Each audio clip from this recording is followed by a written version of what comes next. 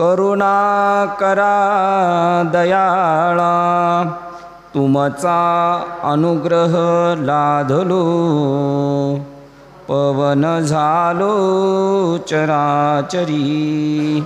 मी तो कला कुसरी काहीच नेने, बोलतो वचने अति भाविक, तुमचा अनुग्रह लाधलो, पवन झालो चराचरी।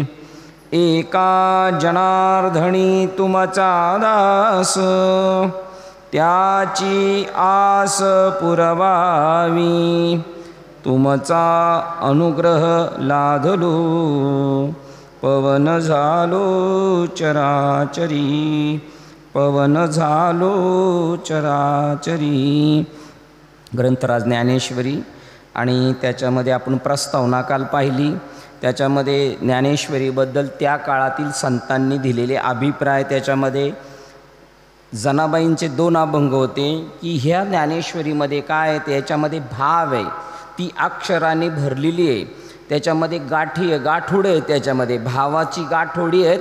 भाव म्हणजे देवाविषयी असणारी आत्मीयता, आणि त्याच्यानंतर ब्रह्मज्ञानाने गोमटी आहे, हिच्यामध्ये काय आहे, ओतप्रोत ब्रह्मज्ञान आहे, त्या ब्रह्मज्ञानाने ती गोमटी आहे।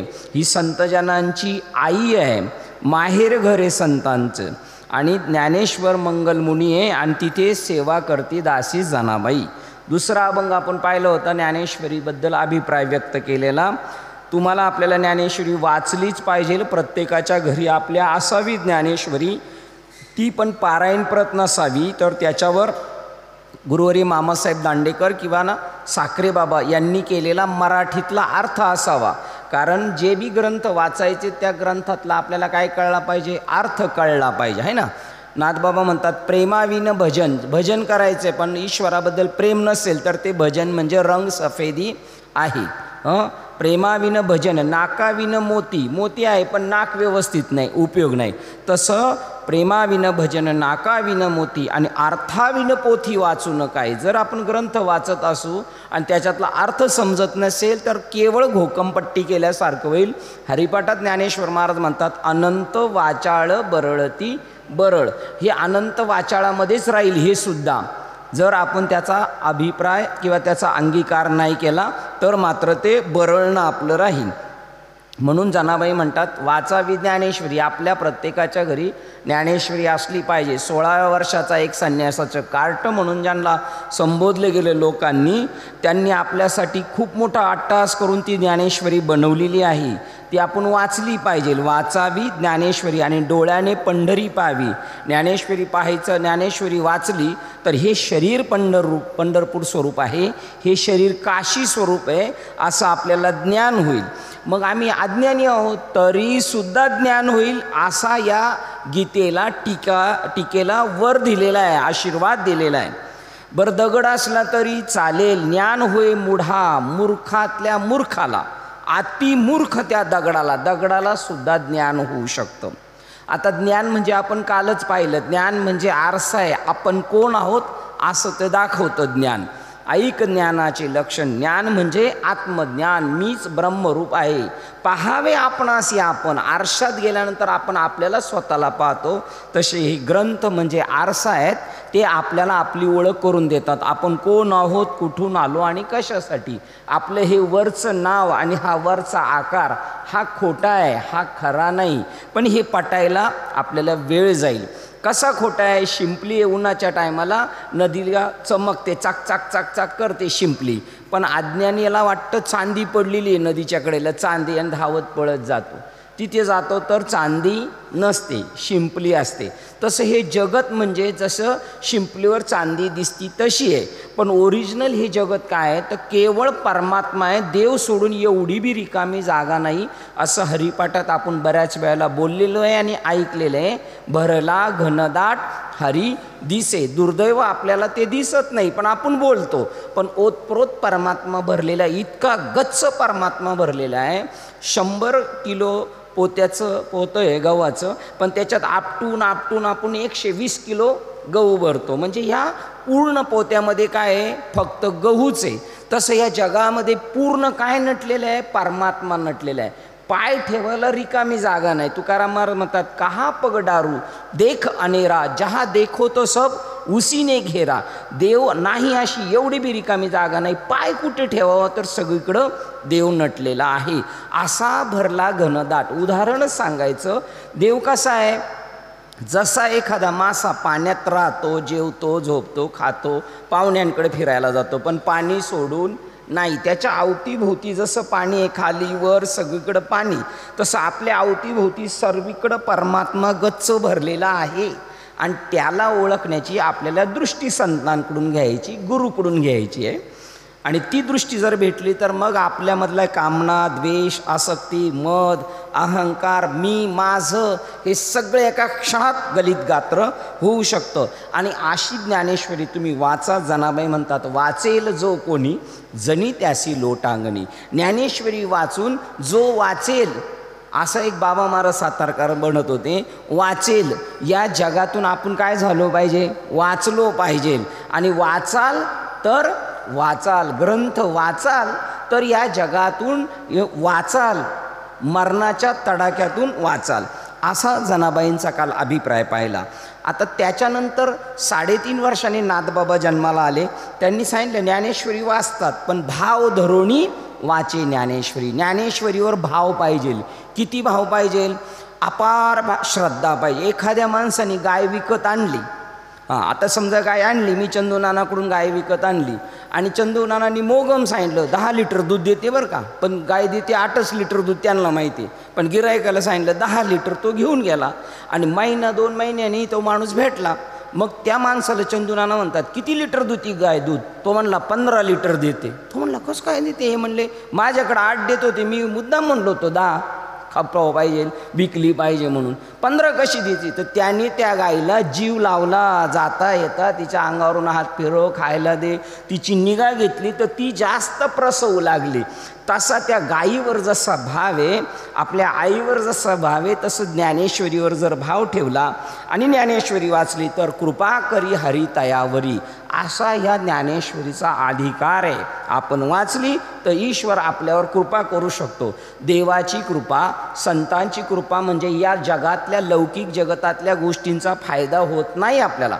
होतो तो साईट फायदा आहे, पण खरा फायदा आहे आपण कोण आहोत, जगत काय आहे, परमात्मा कशाला म्हणतात, ही गोष्ट कळली जाते. संतांची भेट होती, ही खरी देवाची कृपा आणि संतांची कृपा असते.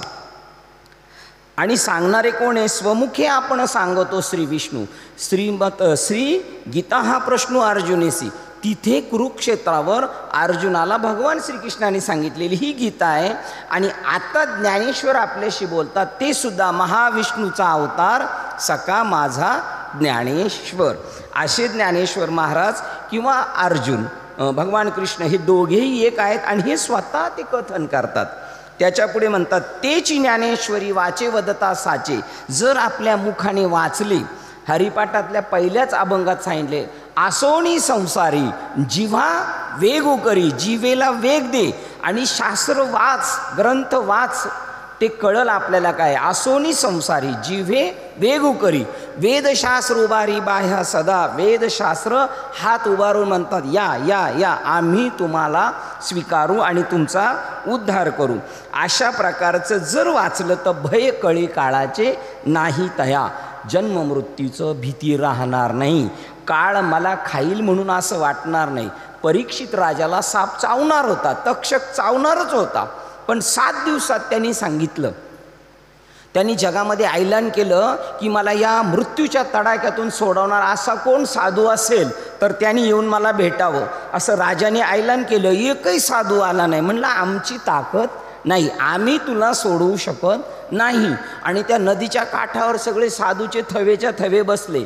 पण ज्या वेळेला त्या शुकमुनींना व्यासांनी अनुग्रह दिला होता आणि ते ध्यानाला बसले होते, अनुग्रह दिलेला होता व्यासांनी, शुकमुनीला त्यांच्या मुलाला अनुग्रह दिलेला होता आणि ती कृपा केली होती. ते ध्यानाला बसले होते आणि तिथं आकाशवाणी झाली का परीक्षित राजा संकटात अडलेला आहे आणि त्याला सोडवायचं आहे. हे जेव्हा त्याला ज्ञान दिलं होतं शुकमुनींना तेव्हापासून ध्यानाला बसले होते. त्याच्यातून तिथून खटकनी जागे झाले आणि म्हटले मला परीक्षितीला सोडवायचे. का परीक्षितीला सोडवायचे? संत असेच आपल्या घरी चहा पिऊन गेले तरी आपल्याला ज्ञानाच्या गोष्टी सांगतील, आपल्या पाठी लागतील, आपलं हित करण्यासाठी आपल्या पाठीमागे पळतील. ती संतत्वाची लक्षणं आहेत. तर शुकमुनी पोपटाच्या योनीत होते आणि अर्जुनाने युधिष्ठिर राजाने राजसू यज्ञ केला होता आणि उष्ट्या पत्रवळी उचलून अशा टाकल्या होत्या आणि त्या पत्रवळीवर पोपट योनीमध्ये असताना शुकाने ते अन्न सेवलेलं होतं. तर त्यांच्या उपकारातून उतरायचं व्हायचंय म्हणून त्यांच्या नातवाला सोडवायचंय म्हणून परीक्षितीसाठी ते तिथून धावत आले आणि त्याला 8 दिवसाच्या आत सोडवलं. ते भागवत झालं परीक्षित राजाचं आणि शुकमुनींचं. 7 दिवसांनी तक्षक त्याला चावायला आला तर त्या सापाला परीक्षित म्हणतो या मी तुम्हाला ओळखलेलं आहे, कारण तुम्ही जे दिसताय ना तो तुम्ही साप नाहीत, तुम्ही चैतन्यच आहेत, मला भेटायला आलेले, तुम्हाला घेऊन जायला आलेले आहेत.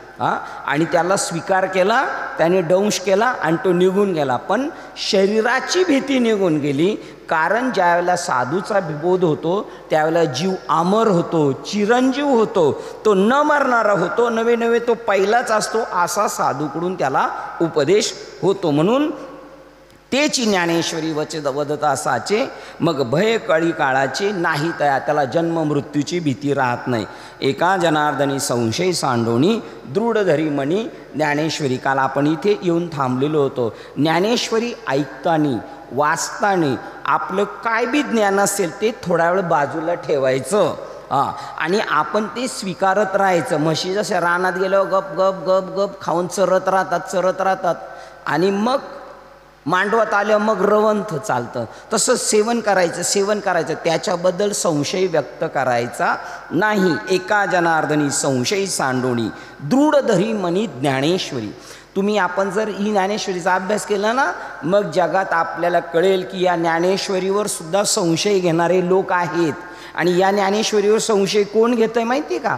जो शाळेत जात नाही तो शाळेतल्या अभ्यासक्रमावर कधीच संशय घेऊ शकत नाही. त्याची शाळेची ओळखच नाही, तो काय याच्यावर संशय घेईल. पण जो दिवस रात्र ही ज्ञानेश्वरी वाचतो तो म्हणतो छे छे असं कुठं असते का, छे छे असं कुठं असतं का, तो व्यक्ती संशय घेतो. कोण? जो ज्ञानेश्वरीवर अभ्यास करणार आहे. आणि त्याला सांगितलं तू भाव धर, ज्ञानेश्वरी वाच.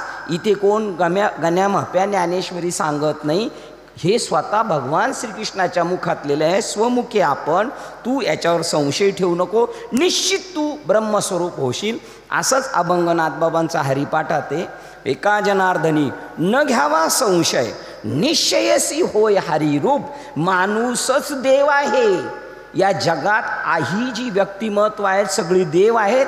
आकाशात देव आहे ही भ्रामक कल्पना आहे. आकाशात काय नाही. आकाश म्हणजे अनंत पोकळी, याला सुद्धा आकाश म्हणतात. या मंदिराच्या आतली जी रिकामी पोकळी जागा आहे याला आकाश म्हणतात. वर देव नाही तर देव आत आणि बाहेर सगळीकडे ओतप्रोत भरलेला आहे. ज्ञानेश्वर महाराजांच्या समकालीन संत नामदेव महाराज या ज्ञानेश्वरीबद्दल अभिप्राय देतात. ज्ञानराज माझी योग्यांची माऊली, ज्ञानराज माझी योग्यांची माऊली. ज्ञानेश्वर महाराज 16 वर्षाचे आहेत. समाधी घेतली तेव्हा 22 वर्षाचे होते. आणि ज्ञानेश्वर महाराजांची नामदेव महाराजांची भेट झाली तेव्हा नामदेव महाराज 60 वर्षाचे होते. तरीसुद्धा ते लहान मुलाला सुद्धा म्हणतात ही माझी आई आहे, योग्यांची आई आहे. आणि जेने निगमवल्ली प्रगट केली. वेदातले 2 भाग आहेत, एक आगम आहे आणि निगम आहे. निगम वाचा म्हणजे आपली स्वयं चालू असणारी श्वासाची वाचा. त्या बोलविला रेडा निगम वाचे. पैठण क्षेत्रामध्ये ज्ञानेश्वर महाराज शुद्धीपत्र आणायला गेले त्यावेळेला तिथं ज्ञान्या नावाचा रेडासुद्धा होता.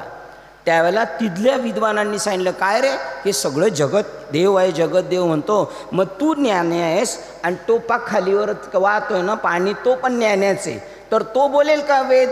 हो म्हटले तो पण बोलेल वेद. आता पिक्चरमध्ये दाखवलंय कारण तो रेडा कसा वेद बोलला तिथं दाखवलं पिक्चरमध्ये. ओ असं जर म्हणलं तर आपले सगळ्या मशीन रेड्या तसेच रेखतात, तसा नाही ओम म्हटला तो. तर ते म्हटले हे टेबलावर बसलेल्या चौरंगावर बसलेले सगळे विद्वान लोक होते, त्यांना म्हटले हा रेडा आहे ना, याच्या नाकातून जो वारा चाललाय तो काय म्हणतोय तो तुम्ही सांगा.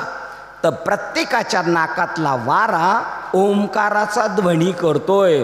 ओंकार प्रणव उच्चार होय साचार, आत बघ कैसा तो शब्द अवंगमय सोहम सोहम ऐसा. हा नाकात जाणारा वारा आहे ना, त्याला धर्मशास्त्राने ओंकार म्हटलेलं आहे. आणि तो ओम नाकामध्ये आपल्या जातो येतो, जातो येतो.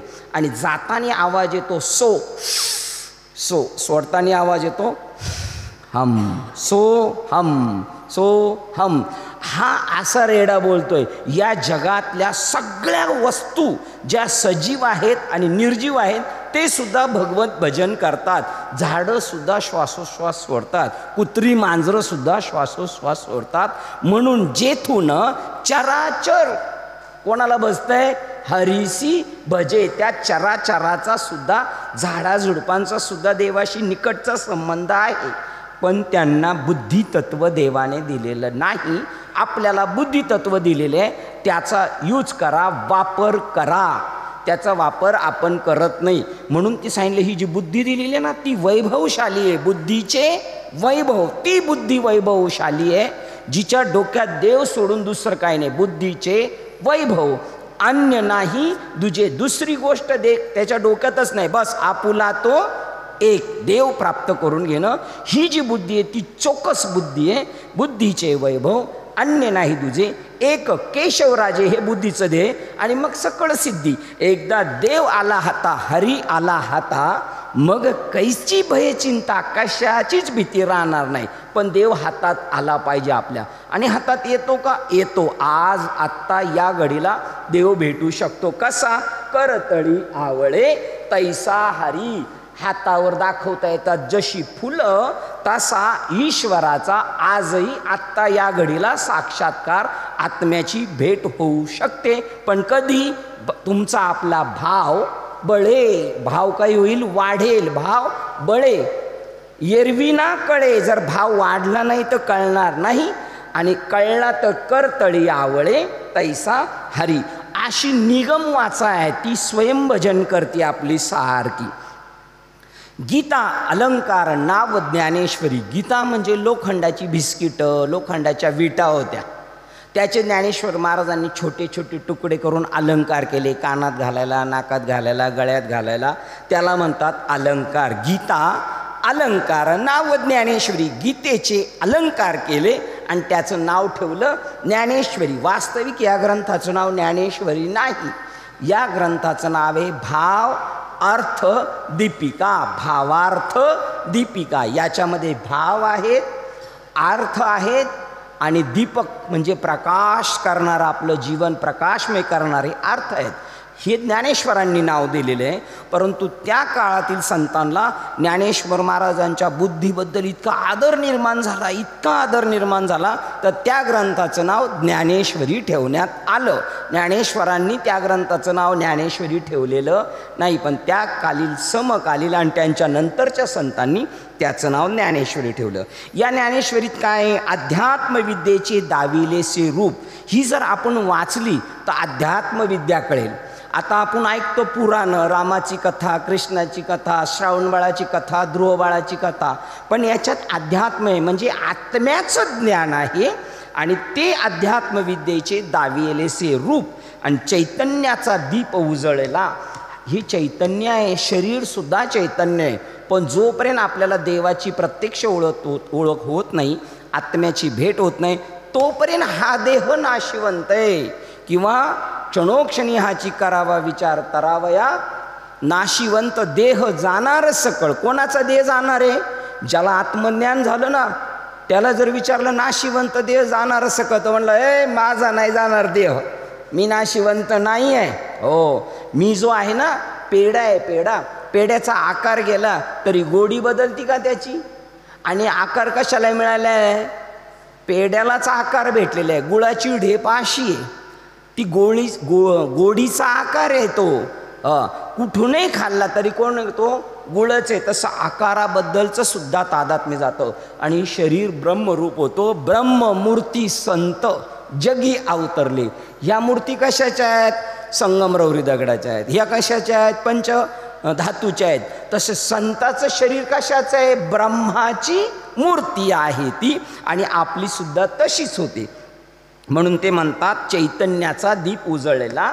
मी देह म्हणजे अज्ञान आणि मी आत्मा म्हणजे ब्रह्मरूप. ओळी आठवती का बघा? तै योगिया दिवाळी निरंतर, मी अविवेकाची काजळी, मी देह आहे, मी देह आहे, मी अविवेकाची काजोळी, फेडून विवेक दीप उजळी, तै योगिया दिवाळी निरंतर. योगी लोकांना दिवाळी निरंतर आहे, म्हणजे मी देह नाही, मी अविवेकाची काजळी. दिवा जळतो जळतो आणि मध्यरात्री जळता जळता प्रकाश त्याचा कमी होतो. का प्रकाश कमी होतो? दिवा जळून जळून एक 4-5 तास झाल्यावर प्रकाश त्याचा का मंदावला जातो? तर त्याच्यावर कोजळी आलेली असती, काजळी आलेली असते. मग ती काजळी कोजळी उडवायला किती तकलीफ असणार? बुलडोझर आणायला पाहिजे का? JCB आणायला पाहिजे का? अशी टिचकी मारली की निघून जातं. तसं 84 लक्ष योनीमध्ये फिरता फिरता, कुत्र्याच्या योनीत गेलो मी एवढाच आहे, सापाच्या योनीत गेलो मी एवढाच आहे, हत्तीच्या योनीत गेलो मी एवढा आहे, आणि मनुष्य शरीरात आलो मी एवढा आहे. हा मी अविवेकाची काजळी, माझ्याकडे विवेक नाही, म्हणून मी स्वतःच्या देहाला देहा इतका समजतो. ती फेडून विवेक दीप उजाळी. विवेक म्हणजे ज्ञान. विवेक कशाला म्हणतात? ज्ञान कशाला म्हणतात सांगतो. आता मी इथे बसलेले, माझ्या डोक्यात इथं वरती जर बल्ब नाही तर पंखा असेल, किंवा यांच्या डोक्यात पडणार असेल, त्यावेळेला ते अचानक उठणार, तिथे काहीतरी मोबाईल घ्यायला जाणार, नाही तर काहीतरी उचलायला जाणार, ते तिथून बाजूला जाणार आणि ते खाली धडकणी पडणार. तेव्हा तुम्ही म्हणणार बापरे मी कसं काय वाचलो? त्याचं नाव विवेक.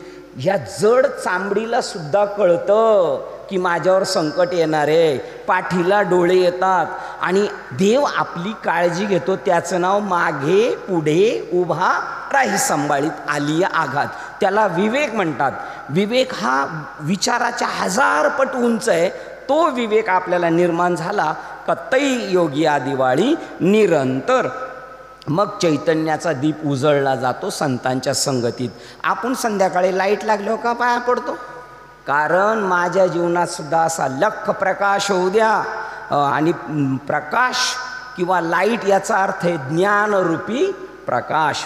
त्याचं 3रं वाक्य ह्या ज्ञानेश्वरीमध्ये 56 भाषेचा केलासी गौरव आणि भवार्णवी नाव उभारली. या नदीच्या किनाऱ्याहून त्या नदीच्या किनाऱ्या जायचं असेल तर बोट होडी तयार करतात. मग ज्ञानेश्वर महाराजांनी या तीरावरून जन्ममृत्यूची रहाटी उगवत उगवत सुटवत सुटत त्या किनाऱ्यावर जाण्यासाठी ही बोट बनवलेली आहे. याच्यामध्ये 56 भाषा म्हणजे काय? आपण जेव्हा नवीन मोबाईल घेतले ना तेव्हा आपल्याला कळत नव्हतं 1 मध्ये कोणता अ कडं आहे, ब मध्ये कोणता आहे, 2 मध्ये, तर ते असं कार्ड द्यायचे. त्याच्यामध्ये 56 आहेत. 36 आणि 12 असे मिळून 48 व्यंजनं आणि अक्षरं. त्याच्यामध्ये ऋषीतला रू, रफार, काना, मात्रा असे मिळून 56 आहेत. जसा एखादा म्हणतो मला घ्या ना तुमच्या टीममध्ये.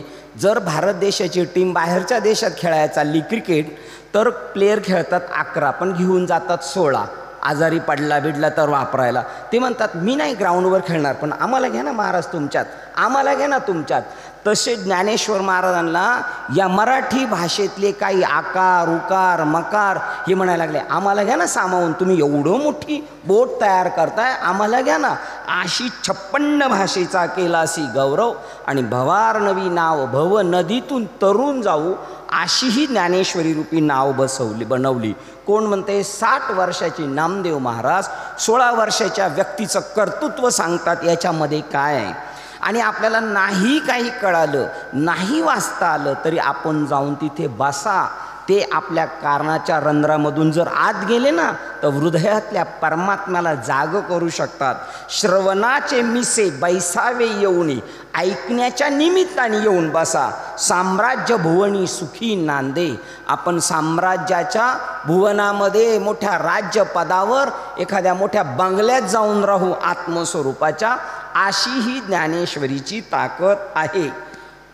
याच्यात शेवटचं वाक्य नामदेव महाराज सांगतात, लोक वाचतात, पाठ करतात, पण ज्ञानेश्वरी वाचण्याचा आणि पाठ करण्याचा विषय नाही, तर नामा म्हणे ग्रंथ श्रेष्ठ ज्ञान देवी आणि एक तरी ओवी अनुभवावी.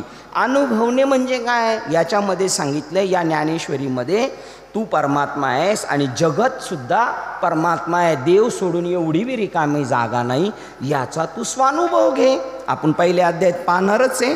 परत 2-3 अभंग ज्ञानेश्वरीचं वर्णन करणार आहेत, ते आपण पाहतोय कोणकोणता संत याच्याबद्दल काय म्हटलं आहे, म्हणजे मग आपल्याला त्याच्याबद्दलची ओढ राहील.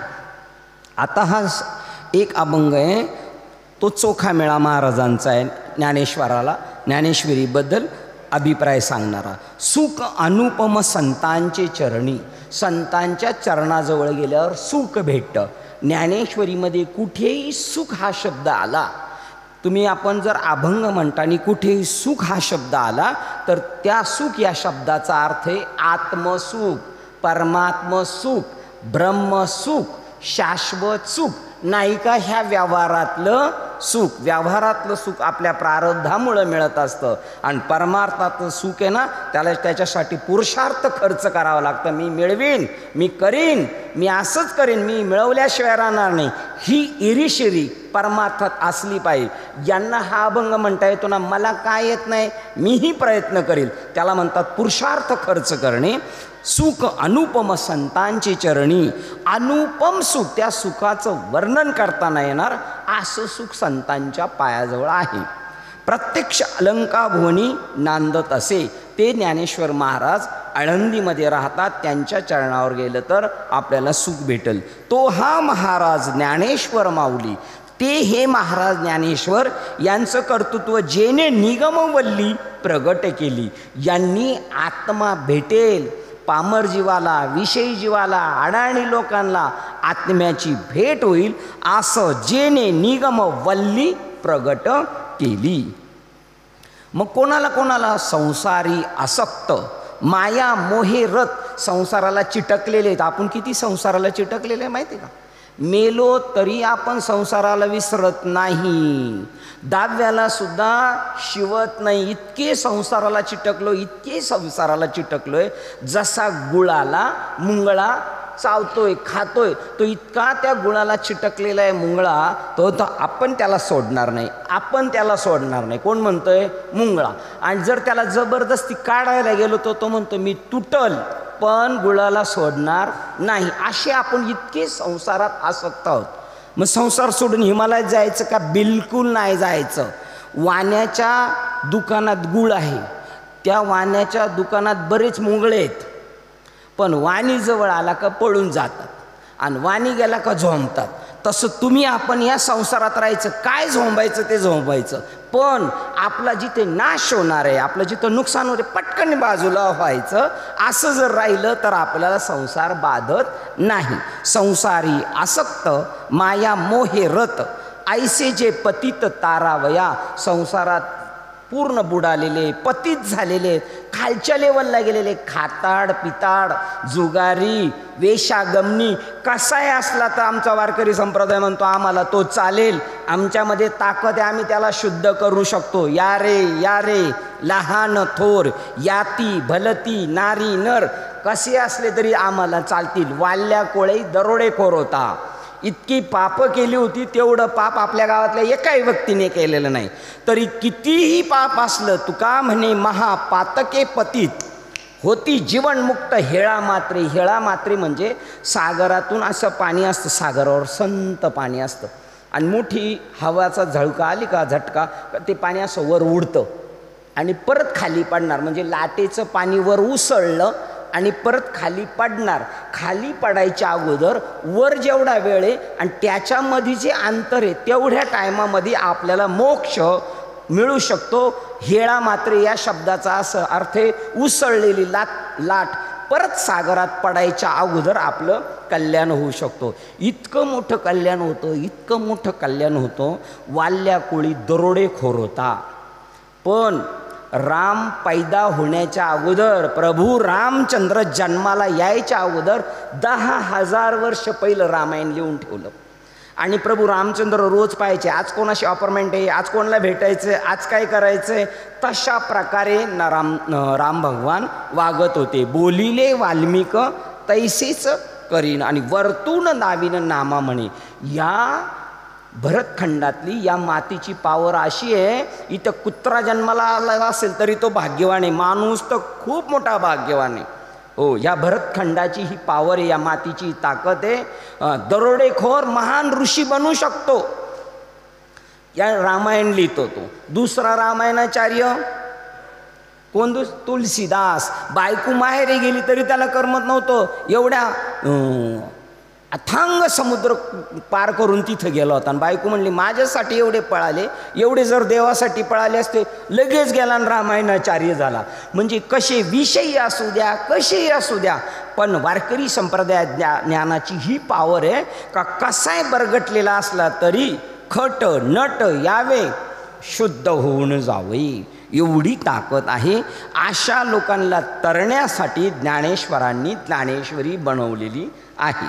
चोखा म्हणे श्रेष्ठ ज्ञानदेवी ग्रंथ वाचिता सनात जीव होती. ही ज्ञानेश्वरी वाचल्यानंतर अनाथ असलेले जीव सनात होणार. आता आपण अनाथ आहे, मेल्यावर आपल्याला कोण वाली नाही, जन्माच्या अगोदर कोण वाली नव्हतं, मधी पण नाही, पण कधीतरी वाटतं सगळे सोयरे असतील आपल्याला सोडवायला, पण आपण अनाथ आहोत. आणि ज्ञानेश्वरी आपल्याला सनात करणार, म्हणजे देवाशी आपला जवळचा संबंध जोडणार. त्याच्यासाठी तुकोबाराय म्हणतात, बहुत जन्मांती जन्मलासी नरा आणि देव तू सोयरा करी. आता देवाला जर सोयरा केलं तर आपण सनात राहू. एरवी आपण सर्व कसे आहोत? अनाथ आहोत. त्याच्यानंतर ज्या मूळद्याने ज्ञानेश्वरी लिहिली त्यांचं वर्णन सांगतो. मनुष्य एक मेलेला होता नेवास्यामध्ये आणि त्याला तिरडीवर बांधून घेऊन चाललेले होते. आणि जात असताना त्याची बायको त्यावेळेला सरणावर जायला लागायचं बायांना, जर नवरा गेला तर मागं राहता येत नव्हतं. तर तिला नटून थटून चाललं होतं. तिने पाहिले ही 4 पोरं संन्याशी बसलेली आहेत, साधूचं दर्शन करून मरू म्हणून दर्शन करायला गेले. ते म्हणले सौभाग्य ते हो. ते म्हणले अरे अहो महाराज तुम्हाला माहिती आहे का माझा नवरा निघाला आणि मी चालले सरणावर देव ठेवायला त्यांच्याबरोबर, आमची वाणी फसणार नाही. चल गेले. म्हणले उठा सच्चितानंद, आपण सुद्धा सच्चित आनंद आहोत. आत्म्याला सच्चित आनंद म्हणतात, शरीराला संपत हांडे म्हणतात, परंतु प्रत्येकाच्या आत्म्याला सच्चित आनंद अशी पदवी आहे. आणि उठा ते सच्चितानंद म्हणतात. ब्रह्माचळसी खरे प्रगट गीता ज्ञानेश्वरी. ब्रह्मस्वरूप काय आहे याच्यावर बरेच विद्वान लोक आहेत, खूप अभ्यास करतात. ब्रह्म असं आहे, ब्रह्म तसं आहे असं वर्णन करतात, पण त्यांना ते अनुभवाला येत नाही. तुला जर अनुभव घ्यायचा असेल ब्रह्मस्वरूपाचा तर ज्ञानेश्वरी वाच, तुझं कल्याण होईल. गीता गंभीर गंगा. गीतेबद्दल ज्ञानेश्वर महाराज म्हणतात की गीता आहे ना ही संस्कृत आहे, कळायला जड आहे हो, परंतु ज्ञानेश्वरी त्याच्यासाठी सोपी केलेली आहे. ज्ञानेश्वरीच्या शेवटच्या अध्यायामध्ये सांगतात, जर माझी ज्ञानेश्वरी आणि गीता अशी समोरासमोर ठेवली तर पहिली कोण आहे याचं मूळ काय तुम्ही सांगू शकत नाही. कारण माझी ज्ञानेश्वरी इतकी उजवी आहे तर याचा अर्थ काय आहे ही समजून सांगणार आहे. श्रीमद भगवद्गीतेचा अर्थ कोण उकल करून देतोय? ज्ञानेश्वरी. काशीमध्ये विद्वान लोक आहेत, त्यांना जेव्हा एखाद्या संस्कृत श्लोकाची चिरफाड करू नये त्याच्यातलं गांभीर्य कळालं नाही, ते म्हणतात महाराष्ट्रात ज्ञानेश्वर नावाचे संत झालेत आणि त्यांनी ज्ञानेश्वरी लिहिली, पहा बरं त्याच्यात काय अर्थ लागतोय आपल्याला. अशी ही ज्ञानेश्वरी आहे, जडातल्या जडाला सुद्धा सोपी करील आणि विद्वानाची सुद्धा मेमरी ओपन करील, त्याच्या बुद्धीचे असे नसा ओपन करील, अशी ही ज्ञानेश्वरी आहे. गीता गंभीर गंगा. गीता कशी आहे? संत आहे, पण ज्ञानेश्वरी म्हणते या या आपल्या दारात येते, ओ मी तुम्हाला समजून सांगते. म्हणजे अडाणी लोकाला ज्ञानेश्वरी समजू शकते. आणि गीता समजून घ्यायची असेल तर संस्कृत शिकावं लागेल, कोणाच्या तरी शेजारी बसावं लागेल आणि त्या सगळ्या गोष्टी कराव्या लागेल. गीतेचंच मूळ आहे ज्ञानेश्वरी. ज्ञानेश्वरीचं मूळ कोण आहे? गीता आहे, पण ती जड आहे समजायला, म्हणून ज्ञानेश्वरी तुम्हाला आपल्याला समजायला सोपी आहे. तीही ठाई वक्रव आहे संस्कृत असल्यामुळे, पण पूर्वपरा जात आहे. श्लोक 700 बोधे चालती कौतुके. या गीतेचे 700 श्लोक आहेत, त्याच्यावर 9033 ओळी ज्ञानेश्वरांनी बनवलेल्या आहेत. 700 श्लोकाच्या 9033 का? तर या प्रकारे नाही, या प्रकारे, या प्रकारे नाही, या प्रकारे आपल्याला बोध व्हावा, आपल्या डोक्यात प्रकाश पडावा म्हणून आपल्यासाठी ते खाली आलेले आहेत. सच्चिदानंद बाबा सिंधू जंगम झाला सोहम बोधू, हे सच्चिदानंद बाबाचं आहे.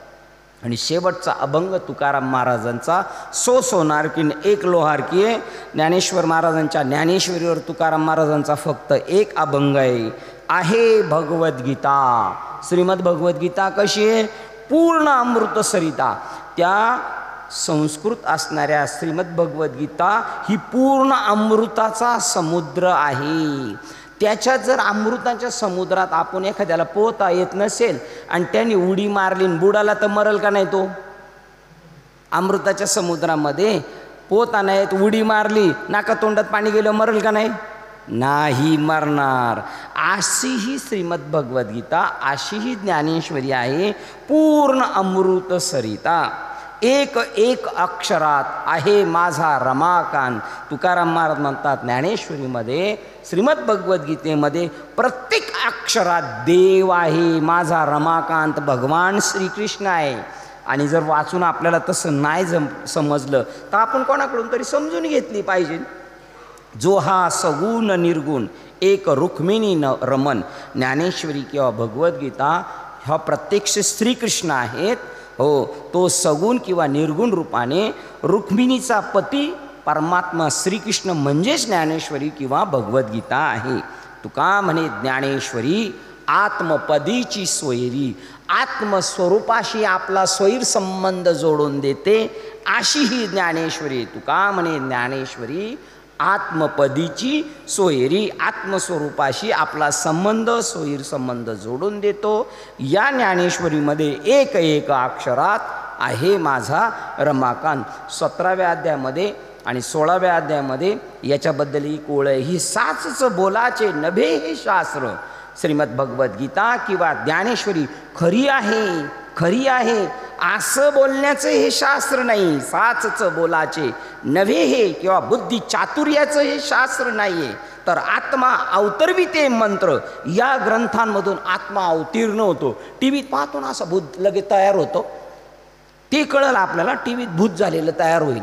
पण देव प्रगट होतो हे आपल्या डोक्यात घुसायचं नाही, कारण आपली बुद्धी मान्य दोष आहे, जड दगडं भरलेली आहेत आपल्या डोक्यामध्ये, कांदे बटाटे, म्हणून आपल्याला वाटणार नाही. ते म्हणतात साचच बोलाचे नव्हे हे शास्त्र, पै संसार जिनिते हे शस्त्र. संसाराला असं फेकून देणार, जन्म मरण संसाराला काहीच त्रास नाही होणार. काय होतं, संन्यासाची कार्टे म्हणून भिक्षा मागत होते, तरी ते म्हणले अवघाची संसार सुखाचं करी. आपल्या मागे गाव आहे, तालुका आहे, जिल्हा आहे, राज्य आहे, तरी आपण काही करू शकत नाही, आपलं काहीच चालत नाही. पण संन्यासाची कार्टी प्रतिज्ञा करतात कशाच्या जीवावर? तर त्यांना मिळालेलं दिव्य ज्ञान आहे. ओ पै तै आत्मा अवतरविते मंत्र अक्षरे ये. या ज्ञानेश्वरीमध्ये किंवा श्रीमद भगवद्गीतेमध्ये आत्म्याला प्रगट करणारी अक्षरे आहेत. अशा पद्धतीचं अजून एक ओळ आहे, हे गीतानाम विख्यात सर्व वाङ्मयाचे मथित. कोरोना झाला ना, लवंग टाका, ते गुळवेलचं पानं टाका, तुळशीची पानं टाका, आहे की नाही, पारिजातकाची टाका, आणि याचा काय करा, काढा. 2 ग्लासाचं 1 ग्लास करायचं, सगळ्यांनी प्यायचं का कोरोनाला हाकून देऊ आपण. तसं 4 वेद 6 शास्त्र 18 पुराणाचा काढा म्हणजे श्रीमद भगवद्गीता आहे. यती भगवद्गीता उपनिषदसु. उपनिषद कशाला म्हणतात? वेद. आणि वेदामधला उपनिषद. उपनिषद म्हणजे फक्त ज्ञानाबद्दल, आत्म्याबद्दलच बोलणार.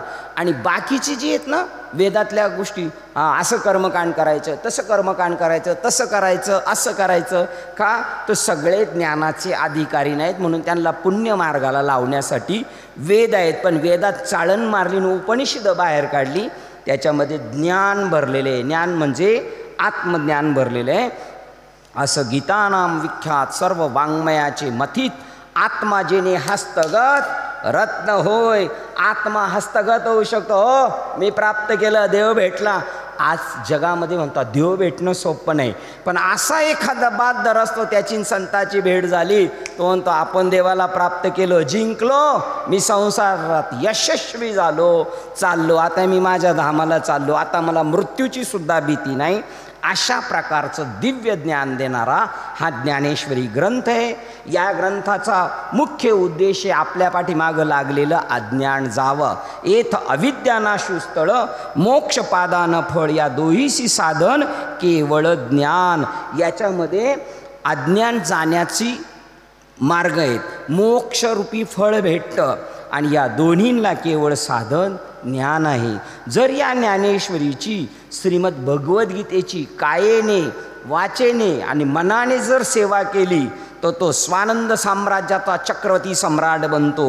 मनोनी मने काये वाचे जो सेवक होईल याचा तो स्वानंद साम्राज्याचा चक्रवर्ती सम्राट बनतो. चक्रवर्ती सम्राट म्हणजे बाकीचे राजे सगळे त्याच्या हाताखालचे. जेवढी राज्य आहेत भारतात त्यातले मुख्यमंत्री आहेत, पण हे सगळे मुख्यमंत्री पंतप्रधानांच्या हाताखाली काम करतात. तो चक्रवर्ती सम्राट आणि हे मांडलिक राजे, यांना प्रत्येकाला टॅक्स द्यावा लागतो. महाराष्ट्रातून एवढा कर गेला, आंध्र प्रदेशमधून एवढा कर गेला, कुठं दिल्लीला. तो चक्रवर्ती सम्राट आणि हे मांडलिक राजे. जर ही ज्ञानेश्वरी आपण वाचली तर चक्रवर्ती आत्मस्वरूपाचा सम्राट मोठा राजा होऊ शकतो. इथं कशी माणसं यायला पाहिजे. महाराज आमचे पाहुणे होते, ते म्हणले माळ घाला माळ घाला. ते म्हणले नको, आता आयुष्यभर खाल्लं पिलं ना, आता कुठं माळ घालू. अरे मरायच्या वेळा घातली तर चालेल, मढ्याला माळ घातली तरी चालतं. हो, मुडद्याला आपण माळ घालतो ना, मानलं का तिरडी तोंडामध्ये तुळशीचा पाला नाही तर मंजुळ्याची माळ घालतो ना, एवढी त्या तुळशीच्या माळेची पावर आहे. हो, परंतु नको, ते म्हणतात आम्हाला कसेही चालेल.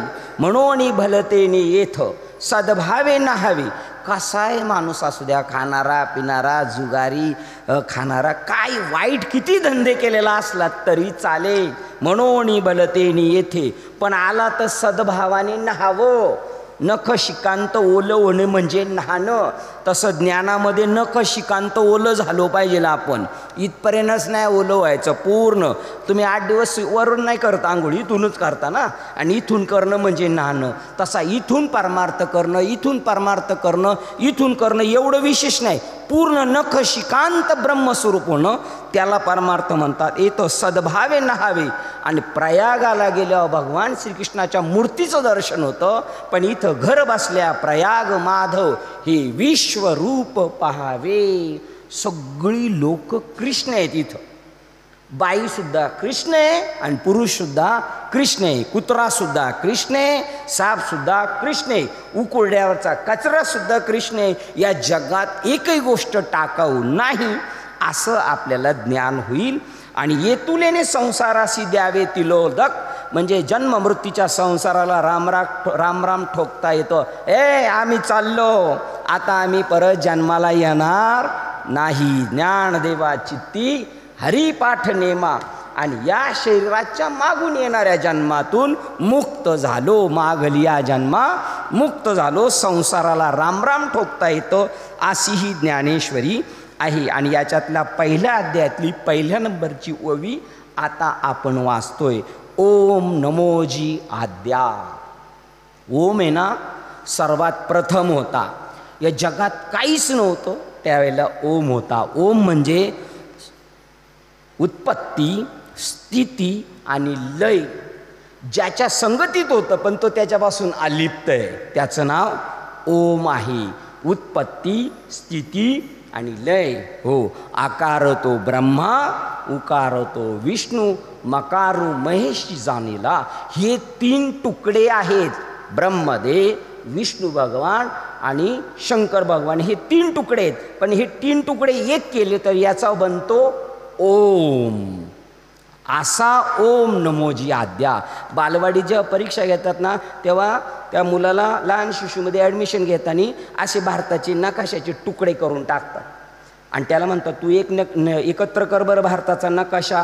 आणि त्याला म्हणतात मदतनीस आईला घेऊ शकतो तो. मग आई सांगते हा तुकडा तिथे लाव, तो तुकडा तिथे लाव, तो तुकडा तिथे लाव. तसा ओम रूपीतला आकार, उकार, मकार जर हे तुकडे 3 जॉईंट केले तर तो ओम बनतो. आणि ज्याला ओमचा परिचय आहे, ओमचा अनुभव आहे, तो दत्तात्रेय आहे. तिन्ही मिळून एक असा ओम नमोजी आद्या. ओम सर्वप्रथम आहे असं कोण म्हणतो? वेद प्रतिपाद्या. वेद सांगतो जगात सगळ्यात प्रथम कोण आहे? ओम. चित्रपट सृष्टीतल्या लोकांना कळालं, पण माळकऱ्यांना कळालं नाही ओमची ताकद. चित्रपट सृष्टीमध्ये पहिला पिक्चर चालू होतं तेव्हा येतो ओम. मग हे असे गोळेच्या गोळे सगळं ब्रह्मांड दाखवलं जातं.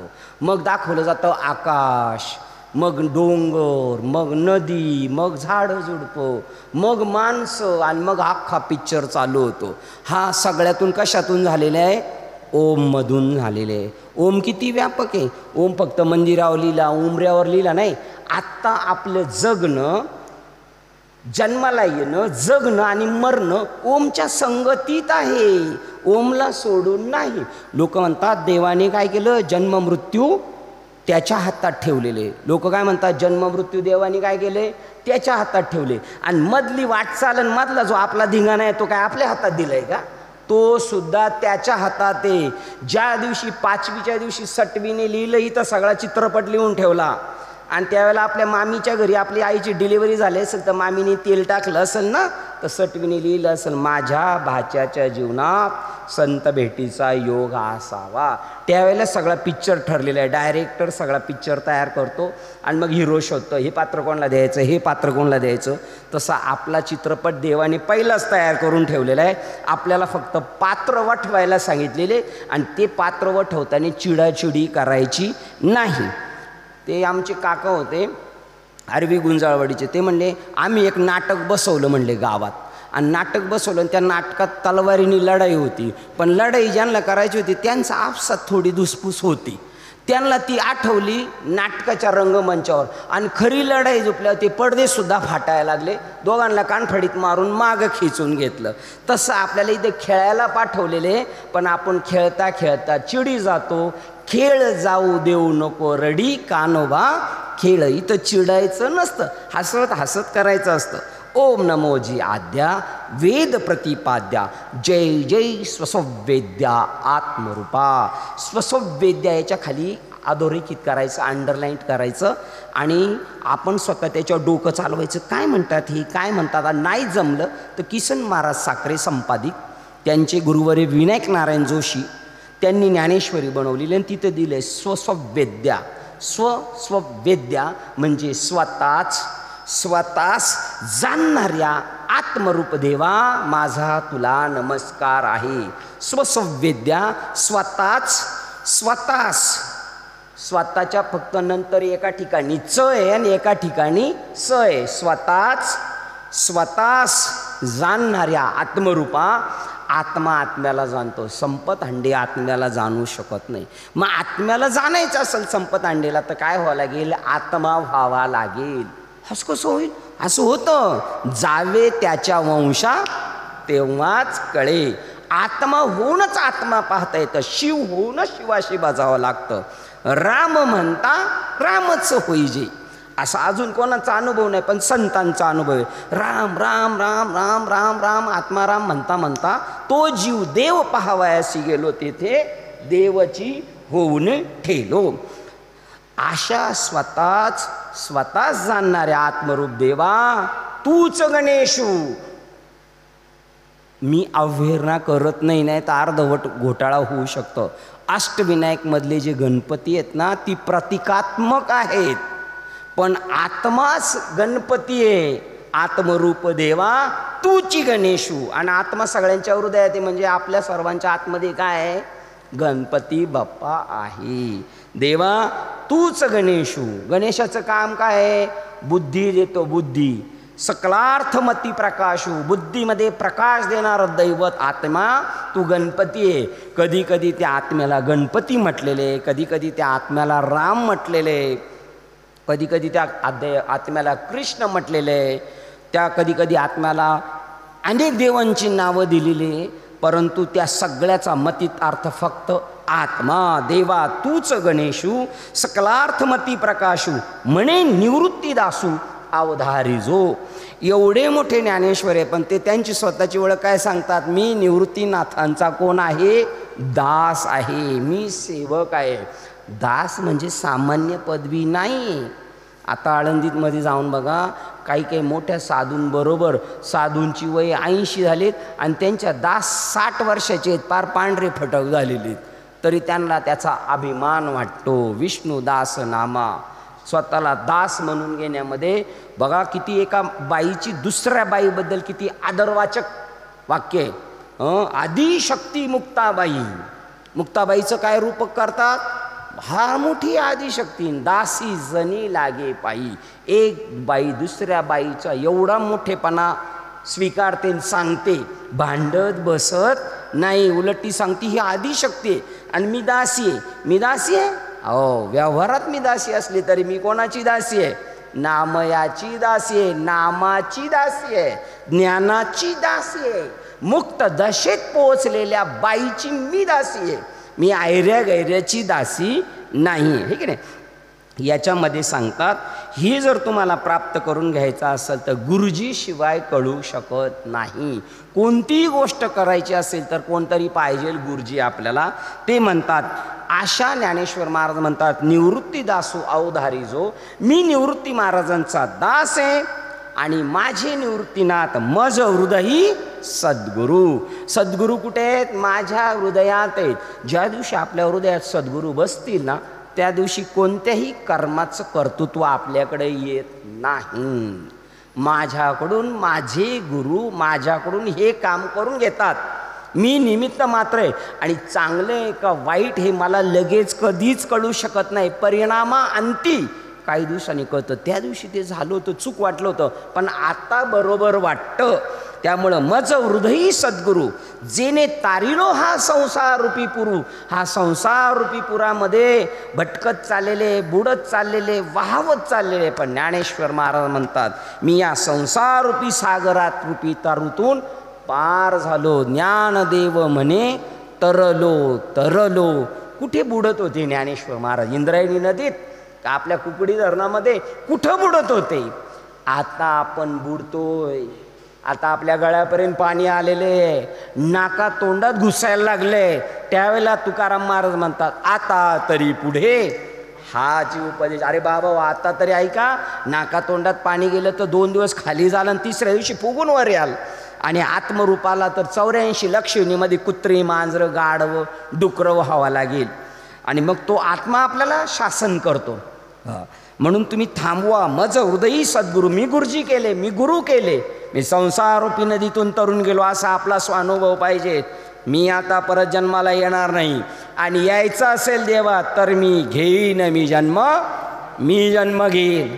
आपण कीर्तनात ऐकलं, आपल्याला यावं लागतं. संत महात्मे स्वतःच्या मनाने येतात आणि देवाला संतांनी आणलं. जर संताची भेट झाली आपली तर आपण म्हणू, मी सुद्धा आपण म्हणू शकतो, देवा मी घेईल जन्म, मला तू जन्माला घालू शकत नाही. त्या ग्लासभर ताकावारी कृष्णाला नाचायला लावत होत्या त्या गवळणी, नाच नाच. तो काय भिकारी नव्हता, राजाचा पोरगा होता, 9 लक्ष गाया होत्या, पण त्या गवळणींच्या भावाला भुलून नाचत होता. त्यांचा दास नव्हता. मज गोपिका दावे बांधिती, काय माझी क्षीण झाली शक्ती. मला गोपींनी दावेने बांधलं म्हणजे माझी शक्ती क्षीण नाही. त्यांच्या प्रेमाची जाती चोखटी, स्वयं मी श्रीपती पोखित असो, मी स्वतःला बांधून घेतलं, नाही तर मला बांधील असं या जगात कोण माईचा लाल नाही. मज हृदयी सद्गुरू, जेने तारिलो हा संसार पुरू. म्हणून विशेष अत्यादुर विवेकावरी. विवेक कशाला म्हणतात माहिती का, विवेक आपल्याला जर विवेक निर्माण झाला ना, हंसाकडं विवेक आहे. हंसाला तांब्याभर दूध आणि अर्धा तांब्या दूध आणि अर्धा तांब्या पाणी असं मिळून फुल तांब्या करून पाणी घालून दूध दिलं ना, त्याच्यात चोचीत अशी टॅक्टे, तो त्याच्यातलं फक्त दूध सेवन करतो आणि अर्धा तांब्या पाणी नितळ खाली ठेवतो. तसा आपल्यामध्ये विवेक निर्माण होतो. ह्या दलदलरूपी संसारात राहत असताना नश्वर पाणीरूपी जे आहे ते खाली ठेवतो आणि साररूपी दूध उचलत असतो. कसं काय असं निर्माण होतं. जैसे डोळ्या अंजन भेटे, त्यावेळी दृष्टीसी फाटाफुटी, मग वास पाहे तेथे प्रगटे महानिधी. एक जो डोळ्यात जर अंजन असं घातलं ना, तो पायाळू माणसाच्या डोळ्यात जर अंजन घातलं तर पृथ्वीमध्ये कुठे धन आहे तो ते सांगतो. तसं माझ्या गुरुजींनी माझ्या डोळ्यात अंजन टाकल्यानंतर या जगामध्ये गुप्त रूपाने जो परमात्मा आहे तो माझ्या दृष्टोत्पत्तीला आला, असं माझ्या डोळ्यात कृष्णांजन एक वेळा डोळा घालिता आढळ. कृष्णांजन माझ्या मेडिकलमध्ये मी गेलो आणि कृष्णांजन घेऊन आलो आणि ते डोळ्यात घातलं.